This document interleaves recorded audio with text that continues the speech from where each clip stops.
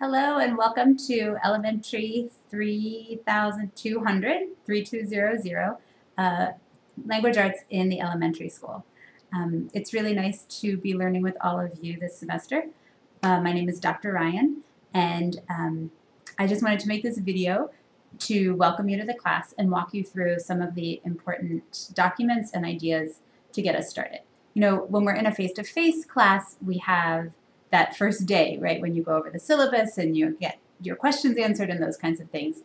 And so this video is just my attempt at a few of those moments, right, that we can get a little bit more comfortable with each other, and that you can have a little more clarity as we start the semester. So I hope you find it helpful. First of all, even though we're in an online class, we can still get to know each other a little bit.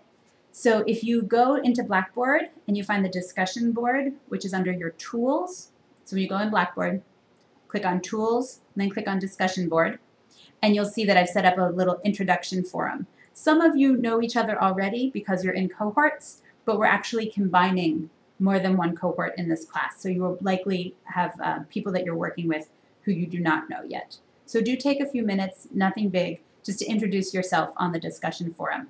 I've posted some information about myself there that you can read. And again, we can just facilitate that process. So I wanted to go over a few documents with you to help clear things up. So if you have your syllabus from the course, and if you have your first Module 1 commentary, directions and commentary file, you might want to get those now. I'm going to go over both of those. So first, the syllabus. You will see it looks like this. I think you have it. It's under, oh, I made a little notation to myself there, but don't worry about it. It's under course docs, right? So, or course information. I think it's under course information in Blackboard. Let me check. Yes, course info. The syllabus is under course info, sorry. You'll notice a lot of really standard information. I just want to highlight a few points. First of all, the textbook that we'll use is the Language Arts Patterns of Practice 8th edition. The most recent one, actually has a copyright date of 2013. So you are even ahead of the curve, learning the most cutting edge things that you can learn. Other things that you should look over the objectives and the competencies that we'll be working on to get a sense of what the course will be about. But a few things I want to point out. First of all, please look at the academic integrity policy. This means a lot to me, right? I work hard in this course. I work hard as a teacher. You need to work hard as students because you'll be learning to teach students in the future. So this is really important stuff, and you owe it to yourself and to your future students to do all your own work, okay? So don't take any shortcuts. Don't try to submit things you've done for other classes without asking. Don't copy and paste from the web without citing it, right? We all use resources from lots of places. That's a good thing, but you need to be indicating where you got your information from, okay? If you have any questions, let me know. This is something I take seriously, so I'm happy to talk through it. Also, please notice that this course is a writing intensive course. So hooray, it makes sense. We are learning about reading and writing, so we are going to be doing a lot of reading and writing. But that does mean that there will be a lot of written assignments. So take a look at that and understand what that means. Okay. If you have a documented disability and you need accommodation, I am more than happy to work with you. Please just let me know, and we can set up whatever will help you with your learning goals. Okay. I have a section here, what you can expect, oops, you can't see it, haha, what you can expect from your instructor. And go ahead and read that so you know how I can be accountable to you, as well as you guys being accountable to me in your learning. One thing that I've put here in red, if you are printing it out in color, is that it says, when asking me any questions, please start by telling me what you've already done to try to answer your question or find the information you need. I've found that to be a really helpful policy in that it makes the answers that I give more efficient and more effective. So it also encourages you to be responsible for your own learning. So when you say, instead of just saying, do we have any more assignments? Or what's the prompt for the discussion board? Maybe I forgot to do those things. Maybe I forgot to write them up there. Maybe I forgot to click and make them available to you. I make mistakes, so questions are not at all a problem. I'm happy to clarify. I just want you to tell me what you've done. So you could say, I looked under Module 2, I didn't see the link for the discussion board. Can you let us know what we should do? That's all I'm asking. So that would be really helpful. Thank you. You'll see information about the assignment policies. Just a few things to draw your attention to. Please save all your assignments as your last name, then your first name, and then a dash, and then the assignment, right? So Module 1 reading synthesis, or reading synthesis Module 1. That part isn't as important. But please use your last name, first name, so that when I download them, I can have an order for grading. It's really helpful for me. I don't want to make it about taking off points or not taking off points, but if you consistently forget, then I might need to use that as an encouragement, right? So, but for now, just remember last name, first name, and it's listed there. I need your work on time. Part of what we do in these courses is help you build your way of being a teacher and develop skills that you'll need as a teacher. Teachers have to have stuff on time, right? Kids show up, you have to be ready. So that's part of what we work on. Of course, we're all human, things come up. So if you do need extra time, I just need to talk with you about that in advance, okay? And then if we make an arrangement, we make arrangements. If we do make arrangements, you'll see that I'm asking you to copy and paste that arrangement that we've worked out over email or whatnot at the end of your assignment when you turn it in. So that way when I grade, I get to the end and there it is. There's the text of Dr. Ryan, is it okay if I turn this in Tuesday because, you know, my grandmother passed away? And then my response, yes, that will be fine. I'll expect it Tuesday. Just copy and paste that so I have a record of it and I don't have to go back searching through my emails to remember. So I think that's all for those. Yes, and you'll turn in your assignments through Blackboard. There's actually a link in Blackboard that says assignments, and that just means where you turn in assignments, right? So the information for them, the directions for them will be within the module, but that's just the link where you upload them. I'll just put all of those links there. You'll also see I have a brief list of assignments in the syllabus. You'll get more detailed directions for each module, but go ahead and look over sort of so you know what kinds of things we'll be doing in this class. And then the last page, whoops, one more thing. I grade on a points system, so you'll see how many points each thing is worth, and the entire course is worth 200 points, okay? You can see the breakdown of how many points each assignment is worth here, and then how the grades will be calculated. We are using pluses and minuses for the first time in a long time at ECU, maybe ever. So just you'll see that breakdown. We are using a 7-point scale with pluses and minuses. Okay, and I think as far as I know that is consistent across your elementary courses, so that shouldn't be surprising. Okay. Now, on the last page of the syllabus, you'll see the course calendar, right? So we're going to work in 2-week modules. The modules will open on Wednesdays. This one will open a day early, that's fine. But they'll usually open on Wednesdays, and you can see that in the first column.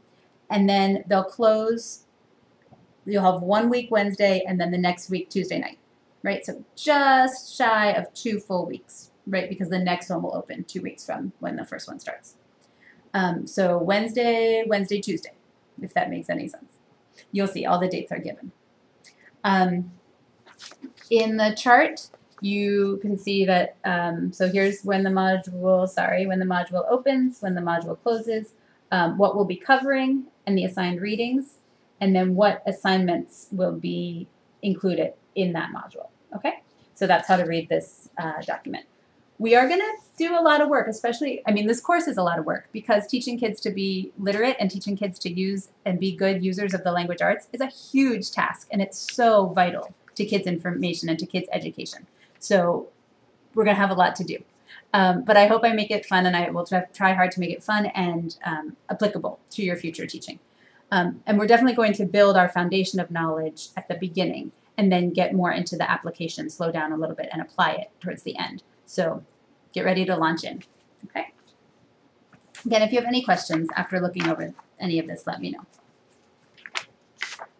Starting off Module 1, the first thing that you should do in each module is open the directions and commentary file. In fact, in Module 1, it actually says start here. So in case you forget, that'll help you remember.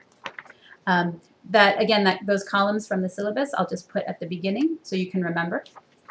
I'll do a brief introduction. I'll try to give you some big ideas to think about as you move through the module. I really like to teach, and sometimes when I do online classes, I miss that teaching part. And so that active, right, hey, think about this, because I really like this stuff. I'm a total dork. I warned you on the discussion board. And so this is where I'll put some of that teaching, right? I'll really sort of draw out some ideas that I'd like you to focus on as you do your work through those 2 weeks. I also think that it's important to have things come alive when you're working in an online environment. So I try to use videos as much as possible. I think it's good for different learning styles. I think it's good because it breaks up reading. And I think it's good because in this class, one thing you'll read about in the first few chapters of our textbook is the importance of viewing, right? What it means to view and to visually represent things as part of the language arts, and especially, of course, as 21st century learners. And so I'll try to use videos. So that's what I will put in the commentary here. Here are some videos to connect to the kinds of things that you'll be reading.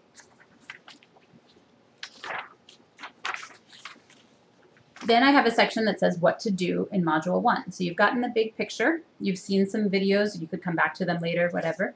And this will give you a brief description of the assignments that you should be doing. Again, more information and detailed information is posted on Blackboard. Okay, so that should sort of help you walk through your time in this module. So for Module 1, what are some of those big ideas, right? What are things that you should be thinking about? And as we go through this class, what are some things you should be thinking about? Well, I just want to end with a little bit of talk about that. I love the language arts. I love teaching kids the language arts. I think literacy is one of the most fascinating things that we can teach, one of the most fascinating things that we can learn, and one of the most fascinating things that we can use in our world. I really, really do like it. I'm not joking. I know it makes me a dork. I'm okay with that. So one thing I want you to think about is how, through this whole course, is how you can help your students become actively and authentically engaged in the language arts, right? Reading, writing, speaking, listening, viewing, and visually representing, right? How can we get kids actively and authentically engaged in being readers and writers, right? And because that's something that we're going to work with our students on, it's also a model that I have for this course. I want all of us, right? We still are using the language arts right now. So in all of our learning and all of our work. So I want us to be actively and authentically engaged in being readers and writers, right? So take the work that you're doing seriously because it's building up your knowledge, right? The better of a reader you become, the more you're able to synthesize what you read, the better you're able to apply what you read, the better you're able to extend what you read through your writing. Those are the kinds of skills that you'll be helping students master. So all of this is an investment in your future teaching and in your future students. So I really hope you take that seriously.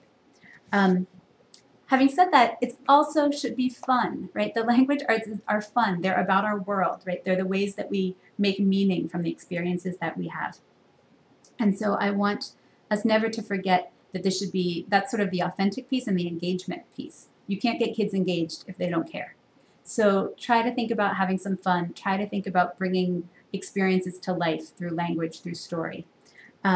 Because the language arts are so much about not just our academics, but about our socialness and our social worlds as well. And to close on that note, I want to do a really quick read aloud. We'll see how this works. When I'm in face-to-face classes, I love to do read alouds in language arts. We'll talk a lot about the importance of story. But I thought this book worked really well, given that we're starting off a new semester and a new course. And you might be feeling a little bit nervous about this course, about your other courses, about working with students in your different practicum placements. and whatnot. So I just thought that this would be a good book for us to share together today.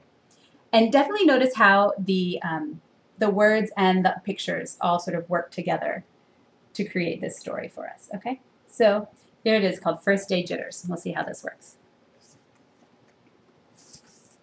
Whoops, I'm already messing up, sorry. I'm not going, said Sarah, and pulled the covers over her head.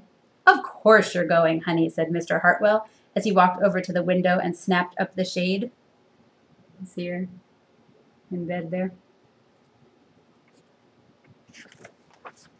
No, I'm not. I don't want to start over again. I hate my new school, Sarah said. She tunneled down to the end of her bed.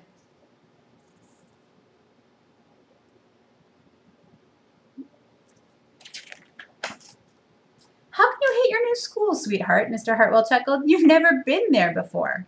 Don't worry. You liked your other school. You'll like this one. Besides, just think of all the new friends you'll meet. I just want to show you just this side. See all those new friends? But this is what it says on the other page. That's just it. I don't know anybody, and it will be hard, and I just hate it. That's all. And look what she's imagining on that page. They don't look quite so friendly.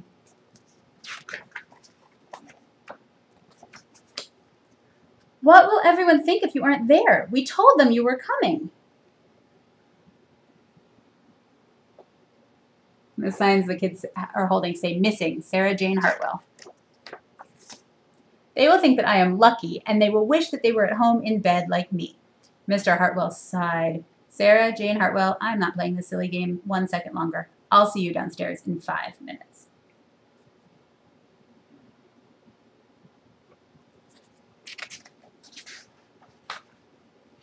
Any of you getting ideas about what's going to happen? Sarah tumbled out of bed. She stumbled into the bathroom. She fumbled into her clothes. I love the sounds of those words. Tumbled, stumbled, fumbled. Pretty cool.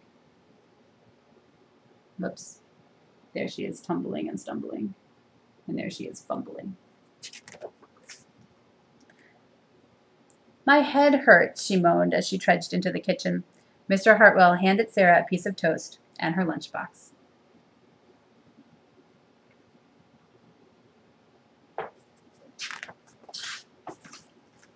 They walked to the car. Sarah's hands were cold and clammy. They drove down the street. She couldn't breathe. Poor Sarah. And then they were there. I feel sick, said Sarah weakly. Nonsense, said Mr. Hartwell. You'll love your new school once you get started. Oh, look, there's your principal, Mrs. Britton. Sarah slumped down in her seat.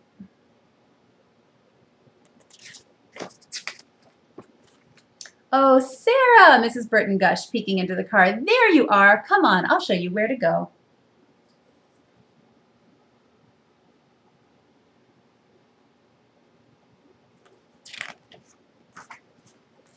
She led Sarah into the building and walked quickly through the crowded hallways. Don't worry, everyone is nervous the first day, she said over her shoulder as Sarah rushed to keep up.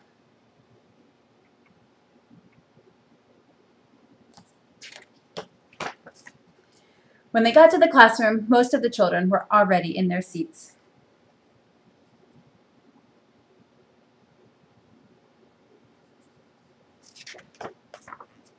The class looked up as Mrs. Britton cleared her throat. Class, attention please, said Mrs. Britton. When the class was quiet, she led Sarah to the front of the room and said, Class, I would like you to meet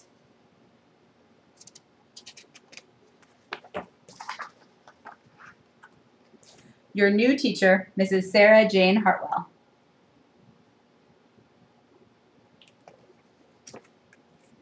Ha, even teachers get jitters. I'm always nervous the first day. I think it means that you really care about it, right? So I sort of hope you're nervous, but I hope that once you get into things, you'll start to realize that we're going to have a lot of fun being readers and writers and learning about reading and writing and talking and listening and visually representing and all those great things. So welcome. It's really nice to have you in class. If there's anything I can do to help your learning, let me know. And otherwise, I look forward to seeing you on the discussion boards and reading your work and walking with you through all these modules. Take care and good luck.